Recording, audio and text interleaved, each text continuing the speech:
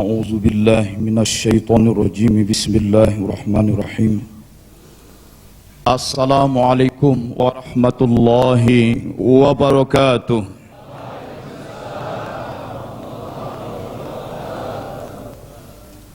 Alhamdulillahi rabbil alamin.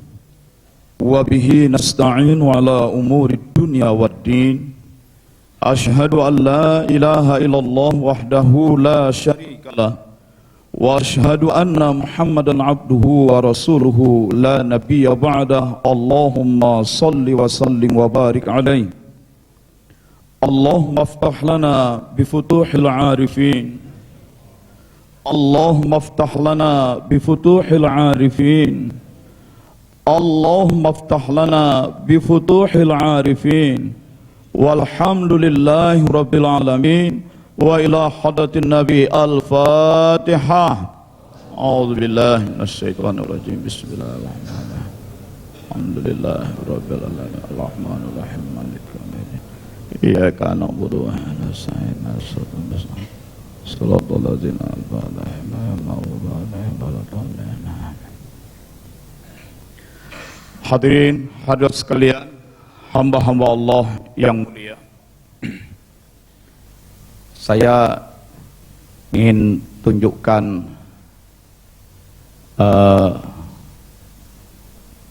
semuanya bawah atau hampir semua bawah handphone ya.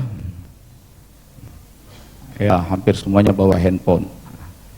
Saya minta yang bawa handphone kirim SMS ke saya. Kirimnya kemana?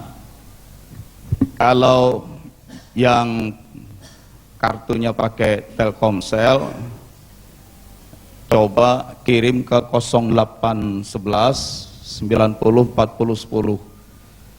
Tapi yang pakai XL kirim ke 0818 90 40 10. Nah ini nah, yang pakai nomor lain pilih aja yang mana saja yang cocok ya. Nah, kalau pakai Telkomsel kirim SMS ke saya 0811 90 40 10. Kalau pakai XL kirim juga ke saya 08 90 40 10. Pilih salah satu, siapkan. Isi SMS-nya apa? Nah ini yang mau dikasih tahu. Isi SMS-nya apa?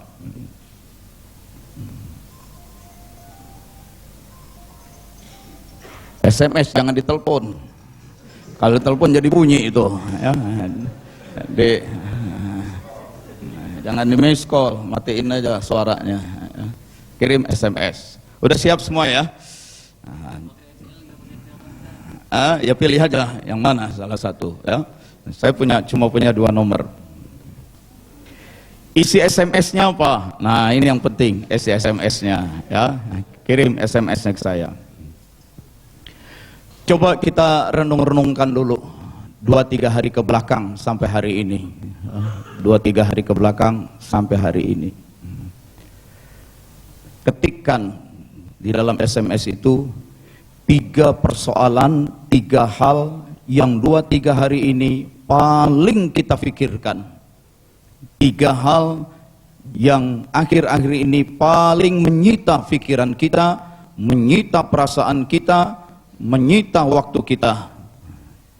Ya, saya hitung sampai 10 sudah ditulis. 3 hal yang akhir-akhir ini paling menyita pikiran kita, paling mengusik perasaan, paling mengusik emosi kita.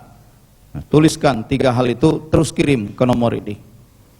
1, 2, 3, 4, 5, 6, 7, 8, 9, 10. Ya, udah kirim semua. Tuh, pada masuk tuh.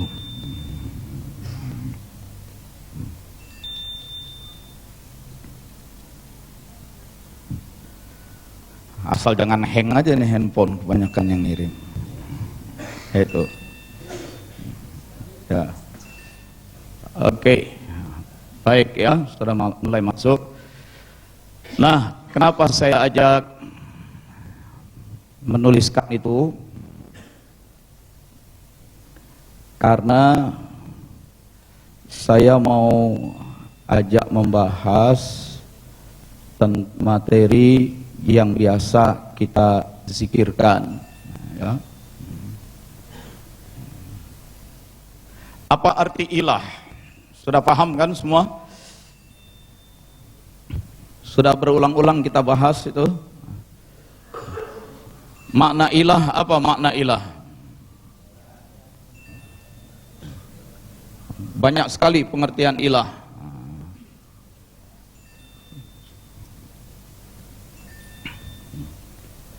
Istilah ilah pernah kita bahas.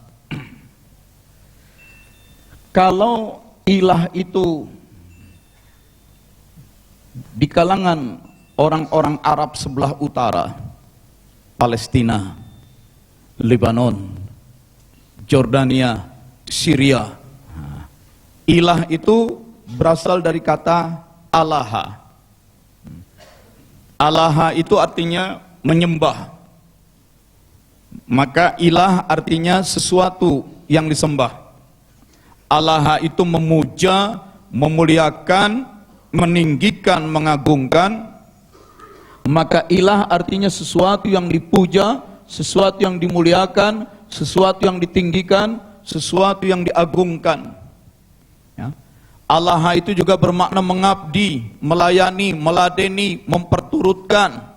Maka ilah artinya sesuatu yang diabdi, diladeni, dilayani, diperturutkan. Itu buat orang-orang Arab sebelah utara. Tapi kalau buat orang Arab Selatan seperti Yaman, ilah itu berasal dari kata laha. Laha mencintai, maka ilah sesuatu yang dicintai. Laha itu mencintai, merindui, mendamba, mengharap, mementingkan. Karenanya mencari, mengejar. Maka ilah artinya sesuatu yang dicintai, didamba, sesuatu yang diharap, sesuatu yang dicari, dikejar, didekati. Itu makna ilah. Sehingga ketika Rasulullah Muhammad SAW mengajarkan la ilaha, orang Arab faham, tidak ada yang paling pantas dipuja, dimuliakan, ditinggikan. Tidak ada yang semestinya disembah, dilayani, diladeni, diperturutkan. Tidak ada yang layak dicintai, didamba, dicari, dikejar, didamba, diharap, segala-galakan. Illallah, kecuali Allah. Maka dibuanglah segala ilah. Itu. Nanti SMS-nya udah banyak nih yang masuk. Nanti saya mau periksa, ya. Maka tadi sebutkan 3 masalah yang 3 hari ini, yang beberapa hari ini paling menjadi pikiran kita, paling menjadi menyita perasaan kita, mengusik emosi kita. 3 hal yang paling membelenggu kita. Nah, ini survei. 3 hal itulah ilah kita dalam 3 hari ini. 3 hal itulah yang tanpa kita sadari menjadi ilah kita. Ada yang menulis masalah jodoh, ada yang menulis masalah tesis, ada yang menulis masalah kerjaan, ada yang menulis masalah calon suami. Yang ngirim, untung gua nggak kirim nama gua, katanya. Untung gua nggak tulisin nama gua, bakal dibacain di depan, katanya. Nah, memang nggak usah tulis nama pengirim, ya. Nah, tuh macam-macam nih 3 halnya ini. Ada yang bingung urusan harga-harga pada meroket. Ketika ada orang ngadu, bah hidup susah, harga pada naik. Apa kata Abah Hanom? Biar aja harga pada naik, yang penting kita punya duitnya, katanya. Nah, karena itu biar minta rezeki aja sama Allah, ya. Nggak usah ngeributin Jokowi, dia mau naik kemana ke tuh harga, asal Allah kasih kita rezekinya. Itu.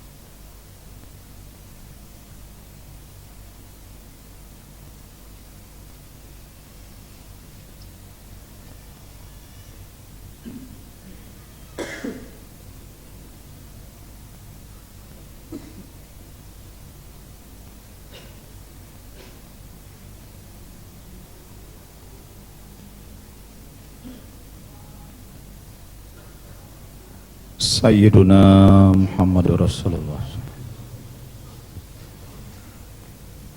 Nah, saudara sekalian,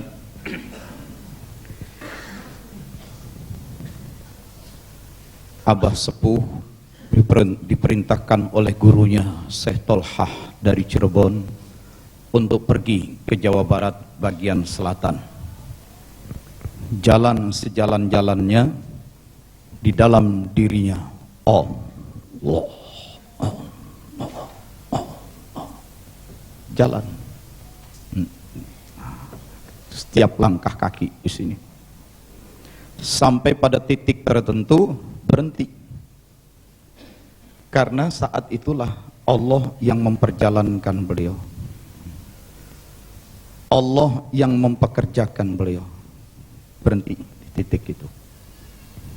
Allah berikan ilham, berikan hidayah, berikan inspirasi. Bikin pesantren. Bikin pesantren. Kecil, masjid. Bukan masjid dulunya, surau. Musola kecil, dari pagar bilik, bikin tempat ngaji, hanya itu saja. Terus tiap hari ini Allah, Allah, Allah, Allah. Antara diri beliau dengan Allah terus menerus dalam keadaan tersambung kolbunya. Terus menerus dalam keadaan tersambung. Dalam keadaan terus menerus tersambungkan. Tidak dibiarkan kolbunya itu terputus dari Allah. Dibuat kolbunya dalam keadaan terus nyambung. Antara kolbu, pusatnya ruh dengan Allah terus bersambung. Sehingga karena sudah nyambung terus, connect terus, maka Allah berikan limpahan. Allah berikan limpahan. Limpahan hidayah, limpahan ketentraman, limpahan perlindungan, dilimpahkan semangat, dilimpahkan keberanian, dilimpahkan. Maka surau kecil, musola kecil, ruang pengajian kecil berubah menjadi kompleks pesantren Suryalaya. Di kampung, di kaki gunung yang begitu sepi, tidak terjangkau orang dulu. Di perbatasan, di segitiga perbatasan antara Kabupaten Tasik, Ciamis dan Majalengka, tumbuh pesantren Suryalaya yang pekan lalu kita rayakan 110 tahun berdirinya. Yaitu siapa yang ingat pesantren Suryalaya 110 tahun? Lupa ya? Kalau gitu Ustadz Andri saya minta berdiri sebentar di sini. Ustadz Andika juga berdiri. Buat apa? Buat mejengin kaosnya. Tuh. Sana lihat, buka dong jaketnya. Tuh, 110 tahun. Wah, sana tuh buka juga tuh. Mana yang pakai kaos 110 tahun? Pada berdiri semua. Tuh. Alhamdulillah. Ya, silakan duduk lagi. Terima kasih. Kirain seru nyanyi. Jadi pesantren itu terbentuk dengan orangnya itu, pelakunya dibimbing oleh Allah. Karena abah sepuhnya, kolbunya bikin nyambung terus ke Allah. Terbimbing, berkembanglah pesantren itu. Abah Hanom zikir, sholat, zikir, ngajar ilmu agama, ngajar bahasa Arab, ngajar nahu, sorob, ya, ngajar tafsir, ngajar fikih, sholat, zikir, ya. Di luar waktu itu ya bertani, berkebun, nyawah juga, bertani, melihara binatang, itu di pelosok kampung. Tetapi karena dari Allah sudah tersambung, di sana mengucur rahmat Allah, mengucur hidayah, karamah, barokah, maka Abah Sepuh dan Abah Anom menjadi sebuah kekuatan magnet yang memiliki daya tarik. Meskipun di pelosok kampung, pelosok hutan lah boleh dibilang, masih banyak hutan dulu. Ya. Saya pertama ke sana tahun 95 juga masih banyak hutan. Itu. Maka karena sudah menjadi magnet yang kuat, orang dari seluruh Indonesia kesedot, itu dari seluruh dunia, itu kesedot. Semua orang yang di dalam kolbunya ada kerinduan untuk jumpa Allah, kerinduan kepada Allah, lewat yang di Suryalaya itu kesedot orang. Abah Anom nggak siaran radio, Abah Anom nggak ceramah di TV, Abah Anom, Abah Sepuh boleh dibilang tidak dakwah keliling, begitu. Abah Anom ceramah juga nggak pakai proyektor, nggak pakai laptop. Salat, zikir, ngajar, salat, zikir, ngajar, ditambah dengan usaha pertanian. Tapi daya tarik, yang rakyat biasa, yang miskin, yang kaya, yang sehat, yang sakit, yang berpangkat, yang tidak berpangkat, yang punya gelar profesor, doktor, semua sedot. Itu la ilaha illallah, la ilaha, la ilaha, la ilaha illallah. Bersihkan saja. Tugas kita itu yang paling utama membersihkan, menyiapkan diri kita menjadi layak, menjadi pantas untuk turunnya rahmat, karamah, hidayah, ma'unah itu. Dan nanti kalau sudah turun rahmah, karamah, barakah, hidayah, betul-betul nyambung, sudah biar saja Allah nanti menggerakkan kita, Allah memperjalankan kita. Karena orang ini sudah menyiapkan dirinya, menyatakan dirinya, menyiapkan dirinya sebagai makhluk Allah, sebagai hamba Allah, tidak sebagai makhluk dan penyembah yang lain. Tidak menyiapkan dirinya untuk menjadi pemburu yang lain, menjadi penyembah yang lain. Dia siapkan dirinya tunduk menjadi penyembah Allah. Subhanalladzi asra bi'abdihi. Subhanalladzi, maha suci dia yang asra, memperjalankan.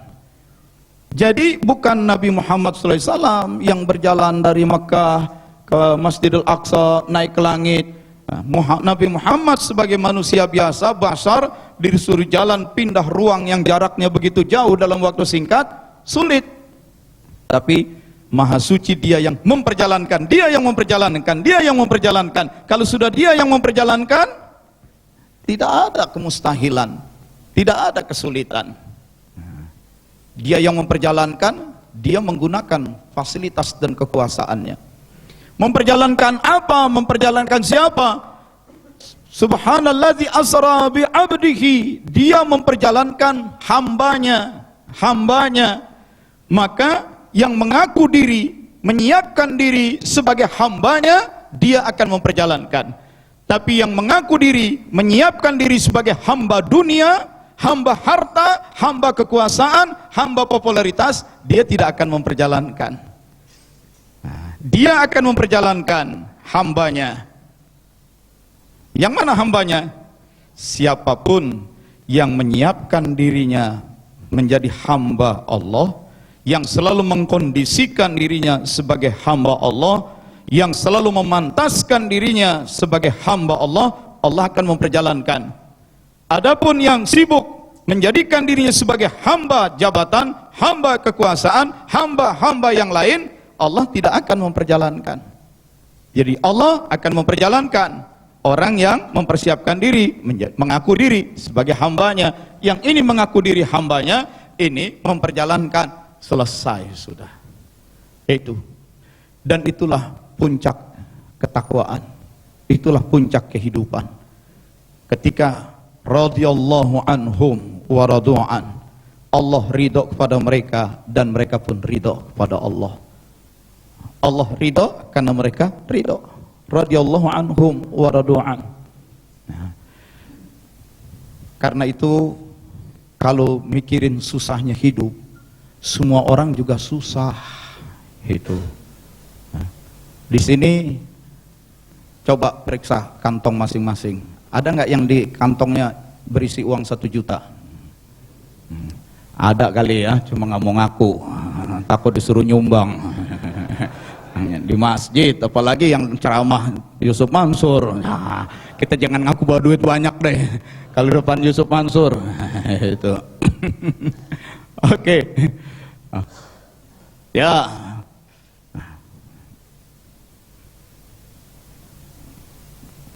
Ya kalau nunjuk tangan aja boleh, enggak saya nggak minta ya. Yang di sakunya ada lebih dari 200.000, tunjuk tangan. Oke. Yang di sakunya 100.000 ke bawah, tunjuk tangan. Mayoritas ya di bawah 100.000. Ya. Di bawah 100.000 ya termasuk 2.000, termasuk 10.000 ya. Mumpung Gojek masih 5.000 ya. 5.000 apa 10.000? 15. Nah, ya. Kalau uangnya yang di bawah 100.000 ya ada pusing juga pikiran begitu, itu wajar. Tapi dalam seminggu terakhir ini, sepekan terakhir ini, saya ketemu dengan beberapa orang yang saya tahu aja nih, nggak tahu yang diumpetin. Dia punya aset paling tidak, tabungan di banknya itu ada yang 300 miliar. Ada yang 2 triliun. Saya tahu orang-orangnya, ketemu sih, kita habis ngobrol begitu. Ya, ada yang di atas 1 triliun. Itu ternyata pada pusing juga. Pada pusing juga.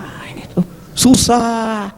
Kita ngobrol juga, pikiran mata tuh kelihatannya susah. Kenapa Pak Wahyudin? Tolonglah saya dikasih zikiran supaya bisnis lancar. Nah, jadi itu tabungan udah, setahu saya itu udah lebih dari 2 triliun itu. Nah, saya tahu pabriknya itu. Kok masih pusing juga? Nah, jadi kalau begitu di mana letak masalah? La ilaha illallah. Itu. Tapi di dalam ruangan ini pun terlihat orang-orang yang dari sorot matanya berbinar bercahaya. Terlihat ketentraman, semangat optimisme. Karena habis zikir, serah ke Allah. Kalau udah zikir pasrah, Allah berikan cahaya hidup, semangat, optimisme, ketenangan luar biasa. Itu nikmat. Ya. Sebanyak apapun harta kita, kita tahu dong, nggak bakalan dibawa mati. Udah.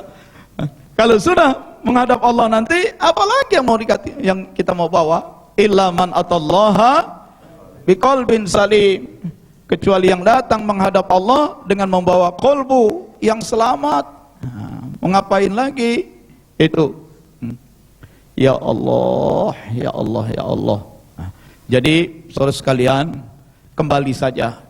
Problem apapun yang sedang dihadapi dalam hidup sehari-hari, langsung saja illallah, hentakkan masuk ke dalam. La ilaha illallah, masukkan. Itu ya. Kerja, semua orang harus kerja. Sebab banyak rezeki tapi tidak bekerja, tidak ada pahala buat dia. Tidak ada pahala. Mau sedikit mau banyak, kerja, jangan bengong. Itu.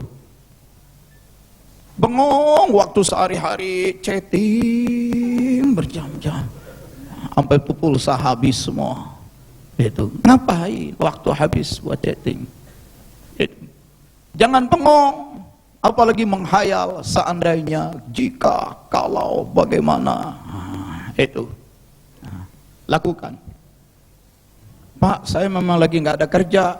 Cari aja masjid di sekitarnya, nyapu aja, sapuin aja tuh masjid, ngepel aja, bersihin aja WC itu masjid. Ya ntar orang sangka saya jadi merbot masjid. Ya nggak apa-apa, merbot juga pada bisa umroh sekarang, diumrohin sama Ahok. Tapi saya dengar umrohnya bukan duit dari Ahok, duitnya duit dari Dewan Masjid juga. Itu. Apabila orang menggerakkan tubuhnya, bergerak, bahasa Arabnya harokah. Bergerak, harokah. Al-harokah barokah. Bergerak membawa keberkahan. Minimal dia sehat. Ya.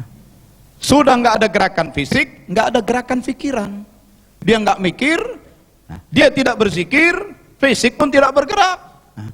Hari demi hari nonton TV aja, jauh dari berkah. Badan kagak sehat, punggung jadi tambah bongkok, Ada orang bongkok banyak duduk zikir. Ini mau bongkok nontonin TV. Dari waktu ke waktu. Itu al-harakah barokah. Bergerak terus, bergerak. Apapun yang bisa lakukan, lakukan. Bersihin masjid, nyapu masjid, terus agak jauh sedikit, ini masjid musola dekat rumah kita udah bersih, pergi masjid yang agak jauh. Sepanjang orang terus bergerak, Allah akan berikan keberkahan. Keberkahan pertama, badannya sehat, bergerak. Keberkahan kedua, karena dia terus bergerak, terjadi proses pemompaan darah, jantung yang berdegup lebih kuat, maka terjadi penyerapan oksigen, oksigen masuk ke dalam otaknya, maka membuat dia menjadi lebih segar sistem saraf dan sistem hormonnya. Dan orang jadi wajahnya berbinar ceria. Nanti baru Allah akan pertemukan. Ada orang yang suruh ngerjain inilah, mulai dari bersihin halaman rumah, bersihin halaman, ya, itu alang-alang ditebangin, nyapuin. Ada orang ya, yuk temenin saya yuk ke sana kemari. Ada saja. Tapi kalau sudah nggak bergerak, susah. Ya. Yang penting di sini, la ilaha, bersihkan kemudian bergerak. Bersihkan kemudian bergerak. Bersihkan kolbu, menancapkan iman kepada Allah. Bergerak itu ikhtiar. Illal ladzina amanu wa amilus solihat.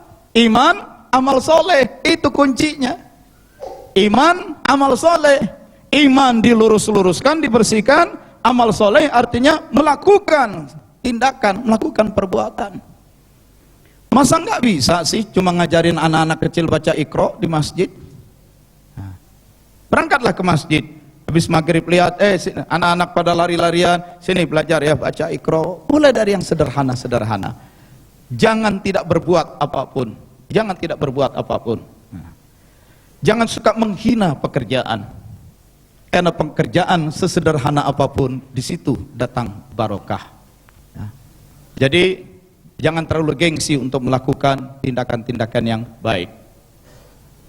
Nah, saudara sekalian, saya ingin berkaitan dengan manqobah yang tadi. Berkaitan dengan manqobah tadi, kemarin ini saya mencoba mempelajari Al-Hikam. Tapi yang saya pelajari riwayatnya dulu, ya. Saya pelajari riwayatnya dulu. Ada salah satu yang menarik. Kan disusun, ditulis atau hasil perenungan Ibnu Athaillah, ya. Al-Munawi dalam kitabnya Al-Kawakibud Durriyah mengatakan, satu saat Syekh Kamal Ibnu Humam ketika ziarah ke makam wali besar ini, ziarah ke makam Ibnu Athaillah, penyusun Al-Hikam, ziarah ke makam Ibnu Athaillah, Syekh Kamal membaca surat Hud, dan di dalam surat Hud itu ada ayat yang artinya di antara mereka ada yang celaka dan bahagia. Tiba-tiba terdengar suara keras dari dalam kubur Ibnu Athaillah, wahai Kamal, tidak ada di antara kita yang celaka. Terdengar suara. Itu. Tadi Syekh Abdul Qadir ziarah ke kubur Nabi, menunjukkan kerinduannya kepada Rasulullah, dan Rasulullah menjulurkan tangannya, dan Syekh Abdul Qadir mencium tangannya. Di sini kasus lain. Ibnu Athaillah dikunjungi. Apa yang sedang dibaca oleh Syekh Kamal didengarkan, wahai Kamal, tidak ada di antara kita yang celaka. Nah, bahwa sesungguhnya memang para waliullah itu yang mati basarnya. Semua orang yang mati basarnya. Itu. Tetapi ruhnya tidak mati. Ruh para wali bukan saja tidak mati, ruh para wali memiliki keleluasaan hidup. Ada ruh yang di dalam alam barzah sibuk mempertanggungjawabkan perbuatan-perbuatannya, masih sibuk dengan urusan dirinya sendiri. Tapi ruh para wali di alam barzah urusan pertanggungan jawabnya udah selesai. Justru mereka berada dalam keleluasaan. Ketika mereka dalam keleluasaan, maka seringkali Allah hadirkan kembali arwah mereka di muka bumi. Allah hadirkan kembali arwah mereka di muka bumi, dan mereka pun kemudian melakukan tugas-tugas yang Allah berikan. Idza mata ibnu Adam in qata amalu illa min thalathin. Pak, dalam hadis, jika mati satu keturunan Adam, terputuslah amalnya, terputuslah perbuatannya. Yang dimaksud terputus perbuatannya, dia tidak bisa lagi melakukan perbuatan-perbuatan yang menghasilkan pahala untuk dirinya sendiri. Sudah selesai. Ya. Jangan orang itu karena pelit, begitu basar tubuhnya mati, ruhnya dibawa ke alam barzah, nah kemudian dia turun lagi ke muka bumi, minta diturunkan ke muka bumi, dia sedekahkan hartanya supaya dia dapat pahala. Tidak bisa, inqata'ah. Sudah terputus perbuatannya. Itu. Tapi jangan artikan terputus perbuatannya itu sebagai tidak aktif sama sekali. Kita udah pernah bahas di sini pengertian mati dan wafat. Beda. Ya. Lihat aja surat Az-Zumar ayat 42. Allahu yatawaffal anfus. Allah yatawaffa akan mewafatkan al-anfus, diri manusia. Saya kepikiran, ibu-ibu di bawah, tayangan layarnya muncul nggak di bawah ya? Mati dua-duanya. Hah? Yang layar ini muncul. Oh ya bagus. Supaya bisa lihat juga. Allah akan mewafatkan anfus, jamak dari nafs. Nafs artinya diri. Diri manusia yang rohaniah akan diwafatkan hina mautiha, di saat kematiannya. Kalau udah mati diwafatkan. Disebut mati ketika hayat habis.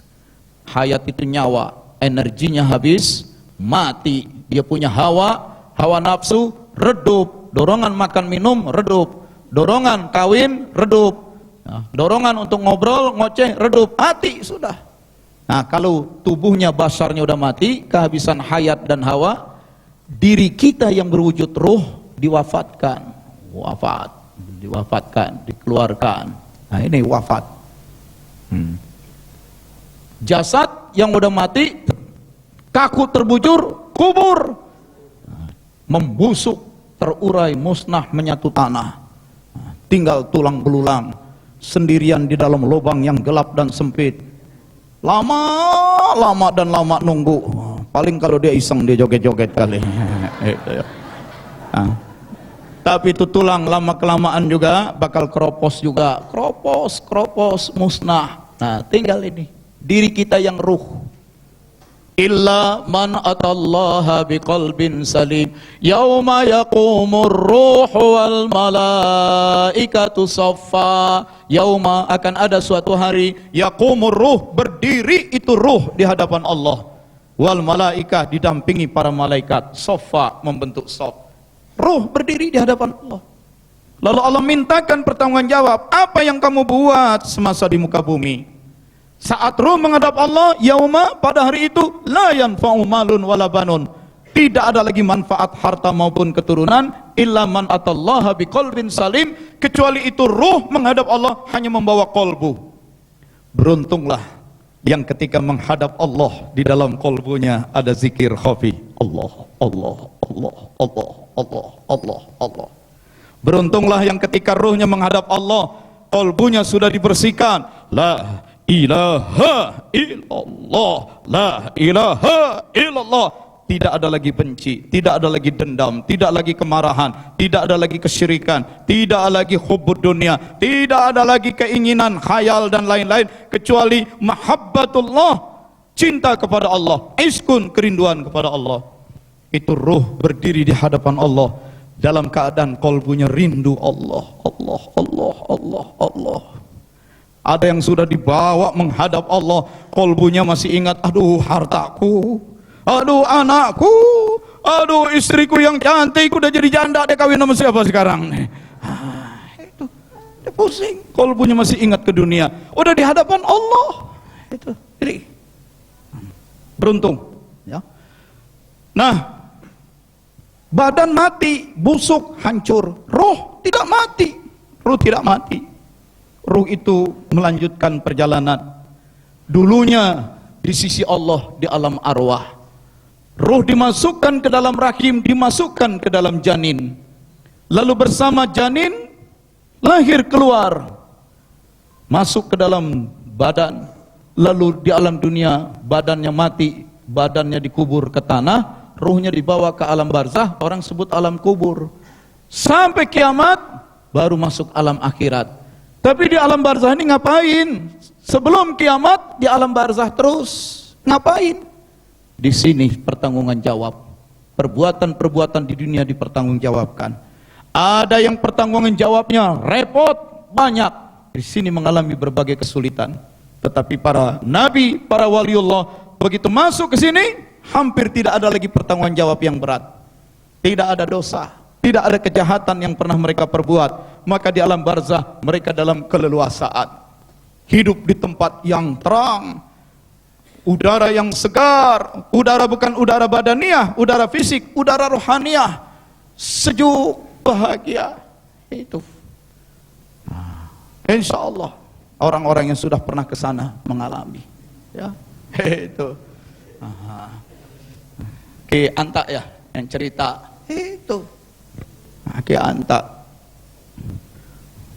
cabut ruhnya, buat mati badannya, blok.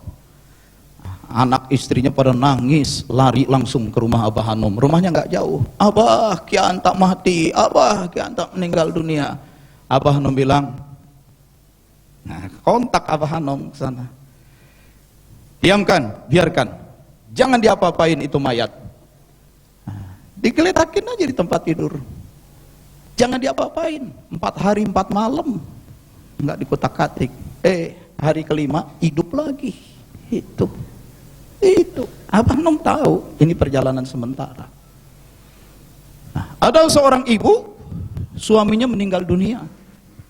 Setelah sekian lama datang ke Abah Hanum, sedihlah, hidup berpuluh-puluh tahun dengan suaminya mati. Maka dia luapkan kesedihannya di hadapan Abah Hanum. Abah, ingat suaminya. Abah bilang, sudah jangan nangis, sana pergi ke rumah Ki Anta. Sampai di rumah Ki Anta itu salah satu muridnya Abah Sepuh, ya. Aki, waduh saya sedih ditinggal mati suami. Ki Anta, diam, dengerin Abah cerita. Abah juga udah pernah mati. Abah dibawa ke alam sana. Dan di sana Abah ketemu dengan seluruh murid tarekat Qadiriyah Naksabandiyah yang sudah pada berangkat. Mereka semua tinggal di tempat yang baik. Udara yang segar, cerah, itu semua jadi muda lagi. Pakaiannya bagus-bagus. Aki udah ketemu Abah Sepuh. Abah Sepuh lewat, para malaikat menunduk, memberi hormat, para ikhwan juga. Terus Abah Sepuh naik, memang tempatnya tinggi. Naik. Itu. Dan Aki sudah ketemu suami kamu. Suami kamu di sana aman. Seger, jadi muda lagi, gagah. Aki bilang, enak kamu, masih muda udah masuk ke sini duluan. Aki udah tua belakangan. Kamu tuh masih muda udah duluan. Itu. Tapi Aki lagi senang-senang di sana, datang Abah Hanum. Ki Anta, pulang. Nggak mau, udah enak di sini, belum waktunya. Itu. Ayo pulang, nggak mau. Ditarik Aki nggak mau. Ayo pulang. Aki berusaha ngebohongin Abah Hanum. Ya ntar dulu ya, Aki mau ke atas dulu, ketemu Abah Sepuh, mau pamit dulu. Kalau Aki udah sampai ke atas, Aki nggak mau turun lagi. Itu dalam batin. Tapi Abah Hanum tahu mau dibohongin, nggak usah pamit, sudah Abah yang pamitin aja. Tarik, blok dimasukin lagi, terbangun, mayat bangun lagi. Ya kok baju Aki kayak begini, di sana bagus, itu kok begini. Maka si ibu yang tadinya sedih banget ditinggal mati suaminya, tenang, suaminya udah aman. Itu orang-orang tarekat nanti. Kita semua akan seperti itu. Tapi di sini bersihkan terus. La ilaha illallah la ilaha illallah. Itu murid-murid tarekat itu seperti itu. Di akhirat nanti mereka akan tinggal berkelompok-kelompok mengikuti pemimpin-pemimpinnya. Setiap orang di alam sana, di alam barzah, di alam akhirat menghadap Allah nanti itu mengikuti pemimpin-pemimpinnya, mengikuti idolanya, mengikuti panutannya. Itu. Maka sekarang tanya, siapa orang yang dalam pandangan hidup Anda dia adalah paling ideal, paling Anda cintai, paling Anda ikuti? Siapa dia? Anda nanti akan bersama dia. Anta ma'aman ahbabta. Itu hadis sahih, kata Nabi. Engkau nanti akan bersama dengan orang yang paling kau cintai. Itu. Ya. Kalau ada yang cinta banget sama Rhoma Irama, tadi sana sama Rhoma Irama. Itu. Ya. Itu. Kalau yang cinta banget sama ulama, nanti sama ulama. Itu. Setiap kita nggak sendiri-sendiri menghadap Allah nanti berkelompok-kelompok mengikuti panutannya. Makanya jaga siapa yang kita jadiin panutan. Itu. Jangan sembarangan. Ya. Kalau ketua partai, jangankan besok di sana, di sini aja udah sering ngebohongin kita. Nah, besok di sana dia kagak mau ngakuin kita. Ini gua jadi begini gara-gara ngikutin ente. Siapa suruh ngikutin aneh katanya. Nah, dia ngelak begitu. Ya. Nah, jadi ikutin ulama itu. Nah, maka Nabi pun katakan dalam hadis yang sahih, tiap-tiap ada orang berkirim salam kepadaku, maka Allah mengembalikan ruhku dan aku akan menjawab salam orang itu. Kan Rasulullah sekarang di alam barzah, leluasa, berada dalam keleluasaan, kelapangan hidup, kebahagiaan. Di dunia ada yang kirim salam, Allah kembalikan ruhnya ke dunia, dan beliau menjawab salamnya. Ini tidak diragukan kesahihan hadis ini. Mati, Nabi Muhammad sudah mati. Yang mati badannya, basarnya, ruh tidak mati. Segitu. Makanya kalau ada yang bilang ngirim Fatihah kepada orang tua yang udah mati kagak sampai, dia belum ngalamin. Itu. Dia belum belajar ilmunya sampai ke sini. Itu, ya. Jangankan kita yang masih hidup. Itu. Nah, kita berdoa, ya Allah, ampunilah ayah ibuku. Kan doa minta kepada Allah. Minta kepada Allah. Allah mau tolak, Allah mau kabulkan, terserah Allah. Kalau Allah kabulkan, ya Allah, ampuni ayahku. Allah kabulkan doa kita, ya Allah, ampuni ayahku. Maka itu ayah kita, ibu kita yang almarhum, diampuni nggak sama Allah? Karena doa kita diterima oleh Allah. Lalu kita doa lagi, ya Allah, bacaan-bacaan Fatihahku untuk ayahku, untuk ibuku. Ini kan permintaan. Kalau dikabulkan, itu pahala Fatihah yang kita baca sampai nggak? Sampai. Itu. Nggak ada tuh transfer Fatihah. Bagaimana kita nyampein pahala Fatihah ke orang yang udah dikubur? Ya kalau kita nyampein sendiri langsung memang kagak bisa. Di mana posisinya kita nggak tahu. Fatihah kita baca, itu ibadah kita kepada Allah. Fatihah kan Ummul Quran, induk Quran, baca. Seluruh Quran kita baca, Allah berikan pahala. Satu surat Quran, apalagi induknya kita baca, Allah berikan pahala. Satu ayat Quran kita baca, Allah berikan pahala. Tiap-tiap kita baca Quran, Allah berikan pahala. Jadi pahala itu sudah Allah siapkan. Lalu terhadap pahala barokah fadilah Fatihah yang sudah kita baca, kita mohon, ya Allah, barokah fadilah dari Fatihah itu untuk almarhumah ibuku. Ini permintaan, Allah kabulkan. Jadi sampai ke sana. Kenapa dibilang nggak bisa? Kenapa dibilang bid'ah? Itu, ya. Oh jadi nanti ibu bapak kita almarhum almarhumah terus dengar bacaan Fatihah? Bukan. Dalam hadis lain Nabi jelaskan, arwah yang di alam barzah, ketika di alam barzah dalam keadaan menunggu-nunggu kiriman dari sanak famili dan kerabatnya. Jadi orang-orang tua kita, teman-teman kita, keluarga kita yang udah pada di sana duluan, Mereka itu lagi nungguin kiriman dari kita. Yang kalau kiriman itu sampai, kiriman itu oleh Allah diubah menjadi bergunung-gunung kenikmatan. Maka ada di alam barzah sana, tiba-tiba orang itu mendapatkan suasananya, wah semuanya jadi terang. Sebelumnya hidup dalam kegelapan, panas, gelisah, dicekam ketakutan, tiba-tiba terang, segar, membahagiakan, nikmat. Kok berubah mendadak? Malaikat ditanya, ini apa, dari mana? Malaikat jawab, itulah Fatihah yang dibaca oleh anakmu barusan. Jadi anak baca Fatihah bukan berarti itu bacaan Fatihah yang bakal dibacain juga ke sana. Yang udah di sana nggak butuh bacaan Fatihah. Para sahabat yang mendengar seperti itu bertanya, apa yang paling mereka tunggu ya Rasulullah? Kiriman apa yang paling mereka nanti-nantikan? Istighfaralahum, wassadaqatuh alaihim. Istighfar, permohonan ampun untuk mereka, dan sedekah.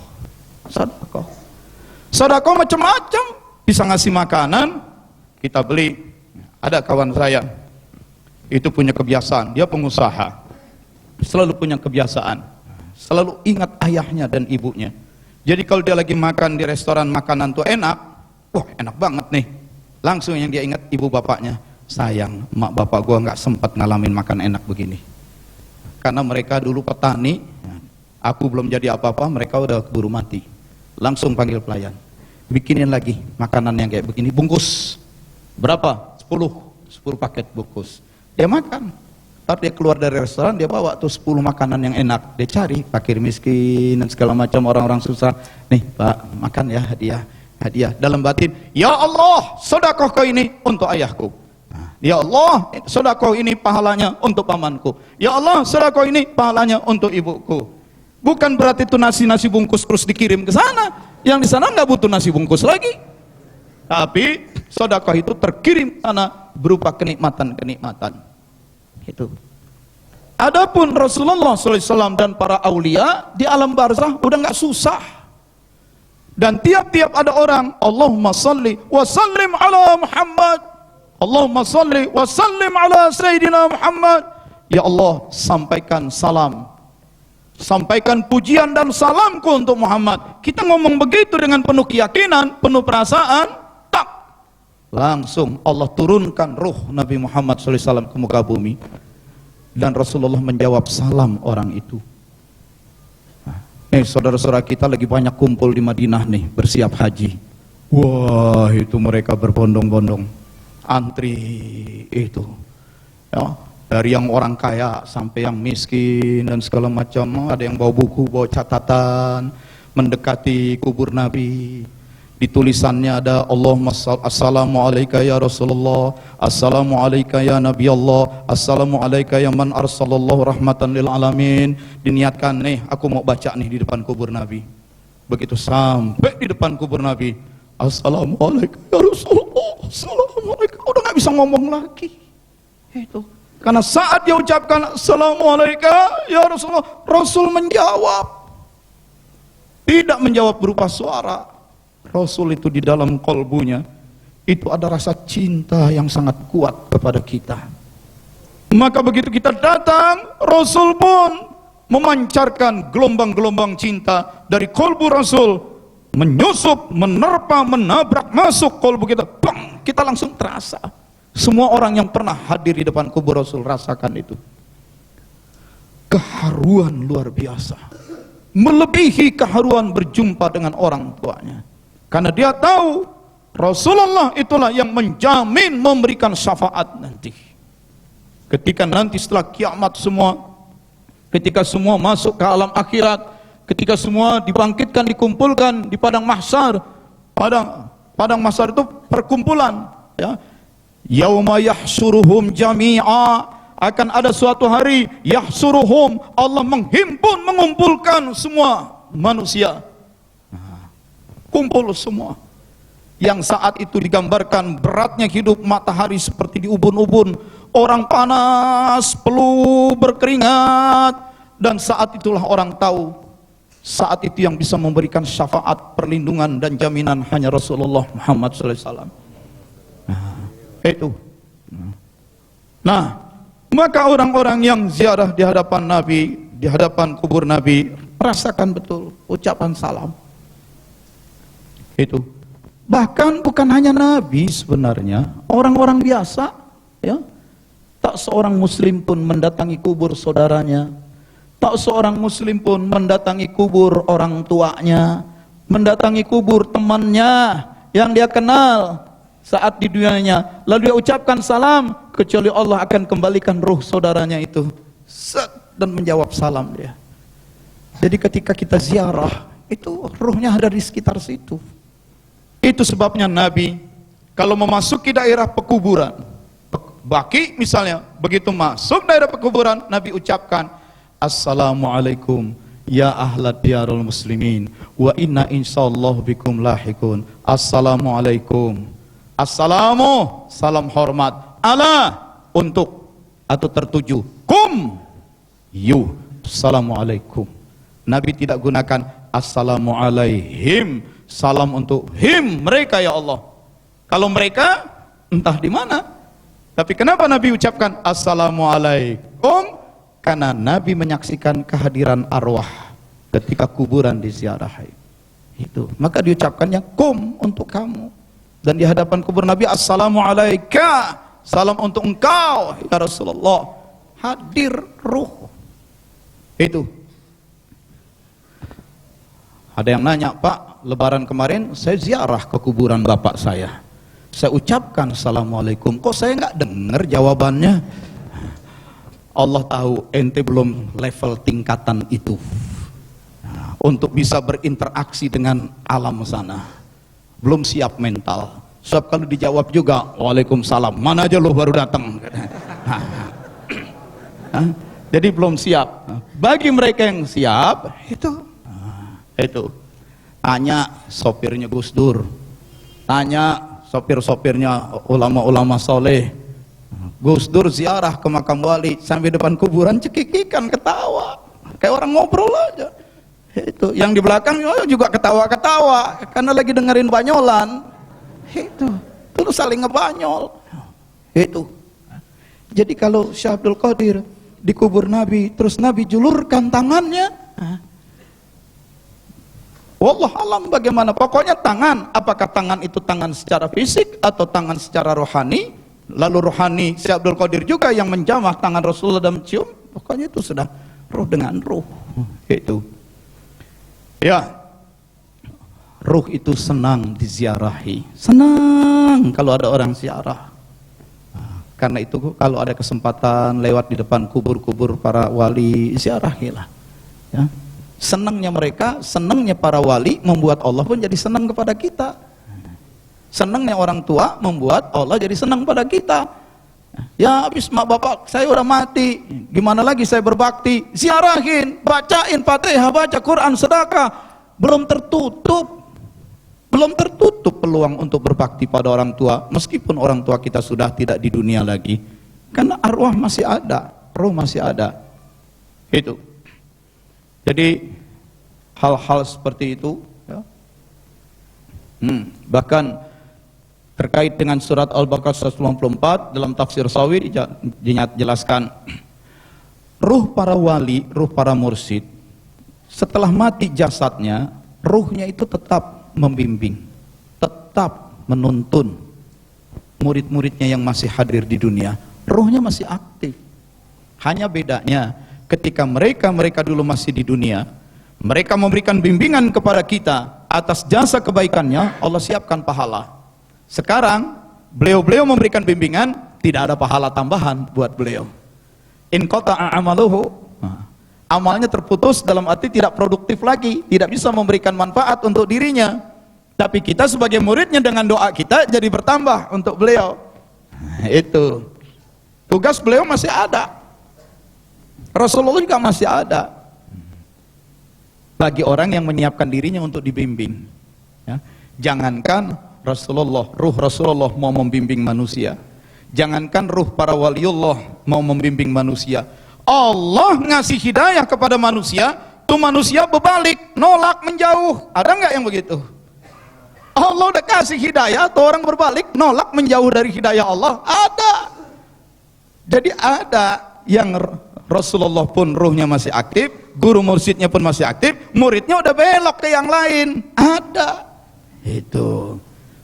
Gurunya masih ada. Jangankan manusia, Allah aja tiap hari memberi rahmat hidayah. Ada yang berbalik, kalbunya dia tutupin, dia berbalik cari yang lain, dia jauhi Allah. Itu. Karena itu kita persiapkan saja diri kita. Surat Al-An'am ayat 122. Aw kana mayitan, ada orang-orang yang sudah mati, mayit, mati. Fa ahyainahu, dan kami bikin dia hidup. Kami hidupkan dia. Ya. Wa ja'alna lahu nuran. Kuberikan kepada ruhnya, kami berikan kepada ruhnya itu cahaya. Yamsi bihi finnas, maka ruh yang bercahaya itu dia jalan-jalan di hadapan manusia. Nah, kita nggak tahu nih di antara yang duduk-duduk di sini apa benar masih teman kita yang tadi pagi. Coba cubit dikit. Nah, kalau dia berteriak dia masih manusia. Itu. Karena bisa jadi itu bukan teman biasa. Apalagi yang lagi pada berhaji di Mekah Madinah, itu sering menyaksikan. Lalu lalang di masjid, sholat bersebelahan, itu di sebelahnya bukan manusia biasa. Itu bisa ruh para wali, ruh orang-orang soleh yang dihadirkan, kelihatan rupanya, tapi sudah hakikatnya jasadnya bukan dia, itu biasa. Tahun 98 jam 12 malam saya kaget, handphone saya bunyi, tapi mau ditolak. Ini orang, ya orang baik juga, orang penting, tokoh Majelis Taklim Jakarta Selatan. Assalamualaikum. Waalaikumsalam. Apa kabar? Tanya-tanya. Pak Wafi, saya mau nyampein salam. Katanya. Ada salam buat Pak Wafiuddin dari Syekh Hisam. Loh, ibu sekarang di Amerika? Bukan, saya di Jakarta. Barusan nelpon sama Syekh Hisam ke Amerika. Syekh Hisam kirim salam buat Pak Wafiuddin. Sekarang Syekh Hisamnya di mana? Lagi ada di Michigan. Saya tanya di mana karena beliau keliling melulu, dakwah melulu. Sekarang ada di Michigan, di markasnya. Nomor teleponnya berapa? Diminta, selesai, saya telepon langsung ke Amerika. Apa kabar? Saya tanya-tanya, akhirnya saya bilang, ketika beliau tanya, apa kabar Wafiuddin? Besok saya mau berangkat haji. Tolong saya diberikan arahan, petunjuk dan doa-doa. Syekh Hisam terdiam sebentar, nggak lama, Wafiuddin, kamu harus hati-hati selama di Mekah dan di Madinah. Kamu akan banyak didatangi orang yang selalu meminta sama kamu. Tapi juga kamu akan didatangi orang yang memberi. Hati-hati, bisa jadi itu manusia biasa, bisa jadi itu para waliullah, bisa jadi itu waliullah yang jasadnya dan rohnya hadir, bisa jadi itu hanya roh. Hati-hati saja. Itu. Ya Syekh, tolong doakan. Boleh doa, amin, amin, amin. Sudah, besoknya siang saya terbang ke Mekah. Sampai di Mekah, Selasa paginya, kejadian itu malam Senin. Selasa pagi sudah selesai umroh tamattu, istirahat ke Masjidil Haram, sholat, pulang, makan, asarnya ke masjid, maghribnya ke masjid, isanya ke masjid, Rabu pagi, subuhnya ke masjid, zuhurnya, habis zuhur, orang pada bubar, saya sengaja zikir-zikir panjang, biar orang pada sepi bubar, sambil celingak-celinguk, katanya banyak ada orang yang bakal nemuin saya. Ini udah 2 hari saya di sini, kok nggak ada yang nemuin? Gitu. Akhirnya udah deh, nggak ada yang nemuin juga. Saya pulang. Itu pintu gerbang yang segitu besar, di tengah pintu ada orang duduk sila. Emang saya nggak kepikiran, ngapain dia duduk di depan pintu ngalangin orang jalan? Biasanya kalau orang duduk di situ kan diusir. Nggak mungkin lah orang duduk di tengah jalan, di depan pintu. Saya nggak kepikiran waktu itu. Dia melambai. Assalamualaikum. Indonesia. Ya, ta'ala. Saya duduk di sebelahnya. Dia tanya kabar, ngobrol. Kalau Indonesia ke Jakarta ke sini terbang berapa jam? Oh baik. Lama-lama dia tunjukin kakinya, jempolnya buntung. Tuh kaki saya buntung. Saya penderita diabetes. Ini dia operasi. Terus diobatin pakai apa? Saya bilang. Dia bilang obat di sini mahal. Itu karena itu saya minta duit buat beli obat. Mintanya nggak pakai malu-malu, kita kan orang Indonesia, Biasa kalau orang minta pakai basa-basi, nyindir-nyindir, sopan, ini terus terang aja. Minta, saya agak kurang struck juga. Dalam batin, ini mah pengemis profesional. Bilang kayak dari tadi, sedekah, minta. Ini berbaik-baik, ngajak ngomong baik-baik, ujung-ujungnya minta duit. Ini memang profesional. Itu dalam batin saya. Tapi terus ingat kata Syekh Hisam, ada orang memberi, hati-hati itu. Bisa jadi itu malaikat, bisa jadi itu waliullah. Jangan-jangan dia nih. Itu. Nah, udah deh, rogoh saku. Namanya baru datang, belum belanja apa-apa, kita belum punya uang receh. Itu. Ada duit paling kecil 10 real. Kasih 10 real. 10 real waktu itu 30.000. Itu. Dalam batin gede juga nih gua sedekah 30.000.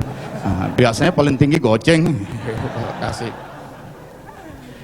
Dia terima 10 real, dia bilang, di sini mahal, obat itu minimal 20 real. Tambahin lagi. Makin nih pengemis kali ini. Udah dikasih minta nambah. Ya, kasihlah. Itu kejadian. Dan ternyata betul. Selalu saja ada orang yang minta. Tapi juga selalu saja ada orang yang ngasih duit ke saya selama di sana. Saya bilang hati-hati. Kita nggak tahu itu manusia benar itu apa itu waliullah atau itu ruh-ruh yang sedang berjalan-jalan di hadapan manusia. Dan seperti itu. Ya. Untuk ikhwan-ikhwan khususnya seluruh jamaah untuk seluruh jamaah haji yang sekarang sedang berhaji, khususnya semua ikhwan Thariqah Qadiriyah Naqsabandiyah, semua murid-murid Abah Anom yang sedang berhaji sekarang di sana, ya. Kita berdoa untuk mereka. Untuk mereka semua, ya Allah, seluruh hujjaj, khususnya para haji dari kalangan ikhwan Thariqah Qadiriyah Naqsabandiyah. Al-Fatihah.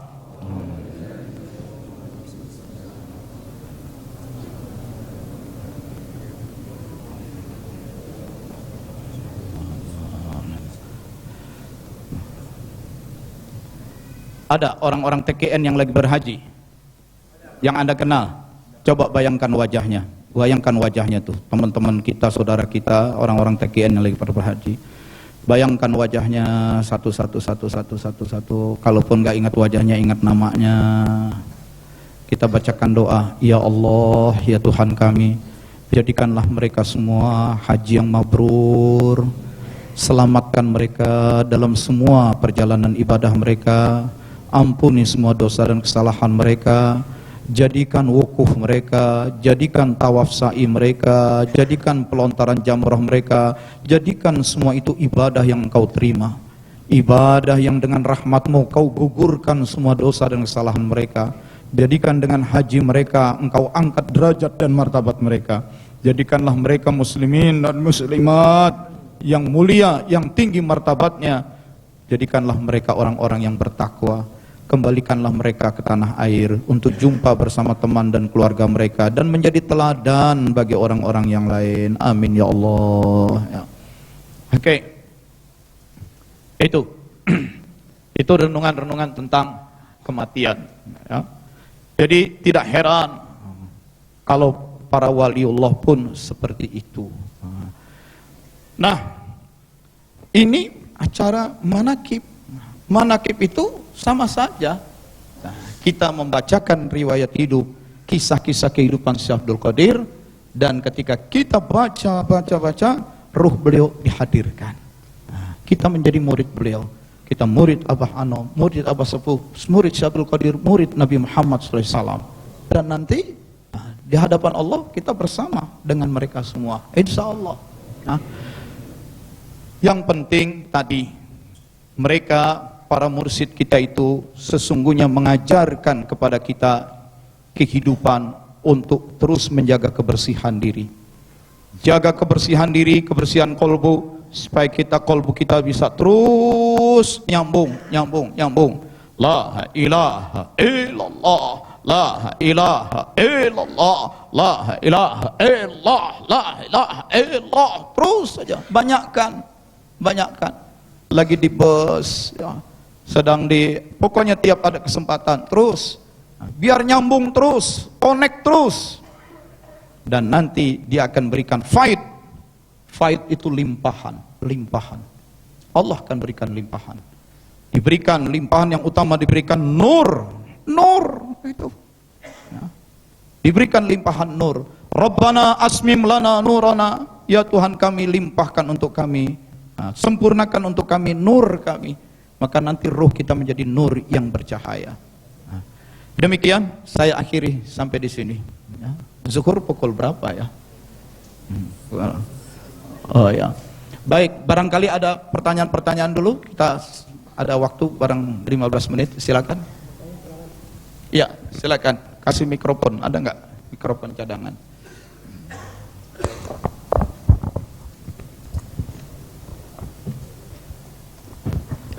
Bismillahirrahmanirrahim. Assalamualaikum warahmatullahi wabarakatuh. Alhamdulillah, terima kasih atas kesempatan yang diberikan. Nama saya Solehuddin dari Bekasi.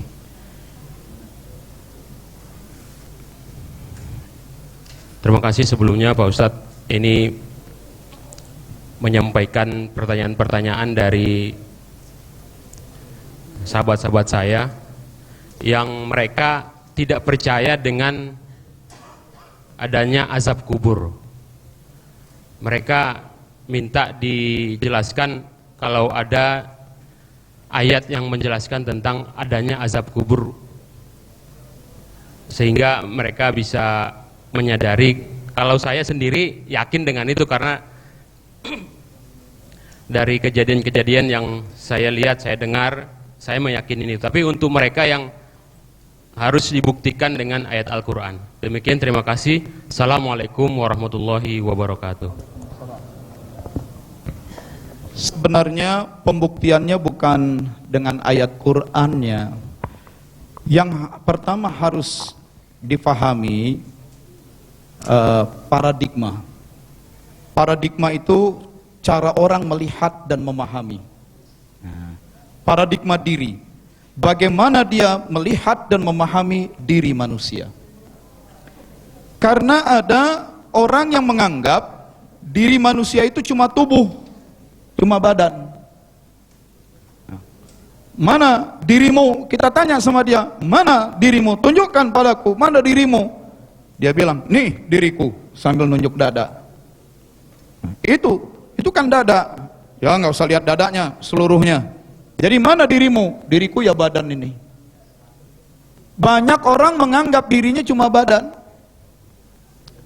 Ketika orang menganggap dirinya cuma badan, berarti dia sudah terjebak dalam paradigma yang materialistik, paradigma kematerian. Dia menganggap dirinya cuma tubuh, cuma badan. Diriku adalah tubuh. Jadi manusia sejak tubuh ini terlahir. Ini orang yang materialistik. Kalau orang sudah materialistik menganggap dirinya cuma tubuh, badan, dia punya keyakinan segala sesuatu dikatakan ada kalau sesuatu itu berupa benda. Segala sesuatu hanya dikatakan ada kalau berupa benda. Sehingga hal-hal yang bukan kebendaan, yang tidak ada wujud materinya, itu nggak ada, tidak bermanfaat. Ada orang yang tidak percaya adanya ruh, bahasa Indonesianya jiwa, Sanskerta menyebutnya sukma, bahasa Inggris menyebutnya spiritual, spirit. Ada orang yang nggak yakin ruh ini ada. Karena dia nggak yakin ruh itu ada, dia juga nggak yakin akhirat itu ada. Lo lihat aja deh tuh binatang yang pada mati, dibiarin aja tuh bangke, lama-lama dia busuk. Kalau udah busuk, dia meleleh. Kalau udah meleleh, mencair segala macam, lama-lama musnah, hilang. Itu binatang mati. Kalau kita mati, kita dikubur, lama-kelamaan busuk, meleleh.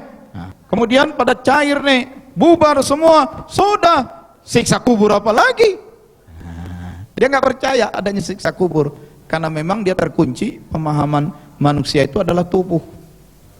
Lalu dia bisa buktikan. Di YouTube ada tuh.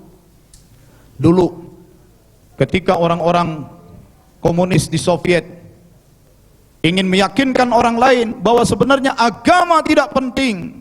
Agama tidak penting karena memang ruh dan akhirat tidak ada, maka mereka bikin eksperimen. Ketika orang-orang mati, mayatnya dikubur, di sebelah mayatnya ditaruhin mikrofon.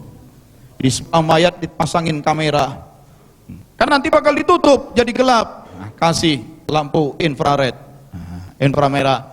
Nah, maka kemudian semua itu kabel mikrofonnya, kabel kameranya sambungin, munculin ke speaker, munculin ke TV. Lo tonton aja nih dari hari ke sehari.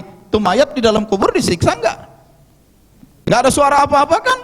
Sampai seminggu, 2 minggu enggak ada suara. Tuh mayat kelihatan di TV-nya makin hari makin bonyok, busuk. Artinya memang enggak ada siksa kubur. Itu. Dia lupa. Siksa itu bukan semata tertuju pada tubuh. Ketika tubuh mati, ruh dicabut keluar, namanya wafat. Nabi katakan, ruh yang dikeluarkan menyaksikan tubuhnya sendiri. Siapa orang yang datang takziah, melayat, siapa yang memandikannya, siapa yang membolak-balik tubuhnya, siapa yang mengafaninya, siapa yang menggotong menyolatkannya, dibawanya tuh tubuh mayatnya dikubur ke dalam tanah, dia ngeliatin sampai ditimbun semua tubuhnya. Itu ruh masih dekat situ menyaksikan, dijaga terus oleh malaikat. Dan kemudian dia lihat semua orang yang mengantarkan ke kubur pada pulang. Dia tengok kuburan, batu nisan kuburan. Dilihat, oh ini kuburan badan saya. Yang lain pengunjung udah, pengantar pada pulang. Muncul munkar nakir. Hadis-hadis jelas menyebutkan. Munkar nakir tanya. Jadi yang ditanya sebenarnya ruh, bukan tubuh yang di dalam. Ruh yang ditanya. Ruh ditanya, mencoba mengelak macam-macam, digebuk di situ juga. Nah, yang digebuk ruh, yang disiksa ruh. Itu. Jangankan sudah sampai di kuburan. Jangan sampai sudah sampai di kuburan. Ketika masih akan dicabut saja, berat. Udah azan ya. Oke, saya akan akhiri. Nah, nih. Walau taro, kalau saja kamu bisa melihat, ketika malaikat mewafatkan, yatawaffa, ketika malaikat mewafatkan alladzina kafaru, orang-orang yang kafir, wal malaika yadribuna wujuhahum wa adbarahum. Ketika ruh orang kafir sedang ditarik, dicabut dari ubun-ubunnya, dia coba ngelawan, itu digebuk depan belakangnya. Bak. Itu orang kafir. Bagaimana orang yang tidak kafir?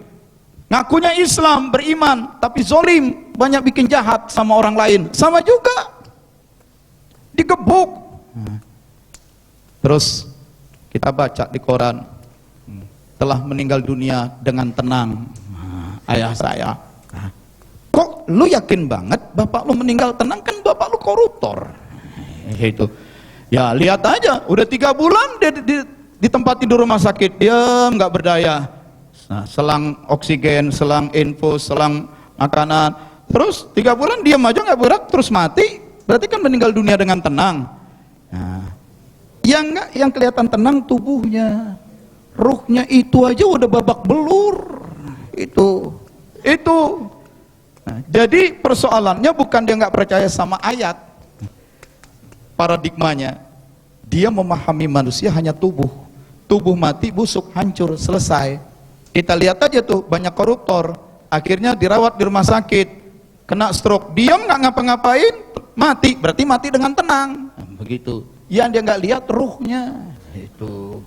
Begitu. Nah, paling pas sih kalau pengen buktiin betul, ya berangkat duluan, gitu ya. Itu. Demikian. Nah, ya.